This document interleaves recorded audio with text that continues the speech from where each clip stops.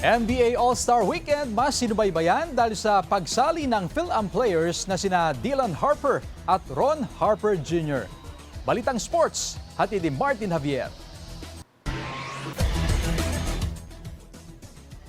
Mas nadagdagan ang ningning ng NBA All-Star Weekend sa Los Angeles, California dahil sa paglahok ng isa sa mga pinakaprominenteng pamilya sa larong basketball, ang Harper family, ang mag-aamang NBA legend Ron Harper at magkapatid na Dylan at Ron Harper Jr.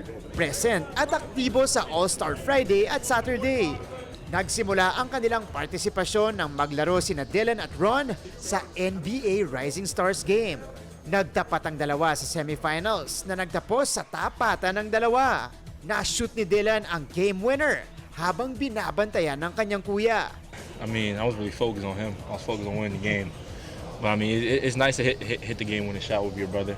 Ayon sa panganay na si Ron, isang pambihirang pagkakataon raw para sa kanilang pamilya ang ganitong oportunidad.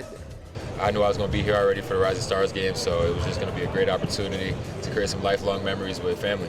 We want to make it out to the Philippines for sure. Pero ang pinakamasaya raw, ang kanilang nanay na si Filipino-American Maria Harper, na isa sa kanilang mga unang mentor at coach sa paglalaro ng basketball. Nakatira si Maria Harper at ang kanyang mga magulang sa Bataan bago mag-migrate sa Amerika noong siya'y 7 taong gulang. Pero kahit matagal-tagal nang hindi nakakabalik, buhay na buhay naman ang Filipino spirit sa kanilang tahanan. We are very in touch with our Filipino side. My mom and my dad and my 3 sisters have been a really big part of my children's lives. We have Filipino traditions. Pagdating ng All-Star Saturday, naging bahagi sina Ron Jr., Ron Sr. at Dylan sa Shooting Stars event. Bagamat hindi nakuha ang panalo, malaking bagay naman daw ito para sa mag-aama na nagbiruan pa sa press con pagkatapos. At kahit nagsisimula pa lang sa NBA, ramdam ng dalawa ang suporta ng mga Pinoy sa buong mundo. People in the Philippines, they love the game, they love basketball. Mula sa Los Angeles, California, Martin Javier, nagbabalita para sa GMA Regional TV.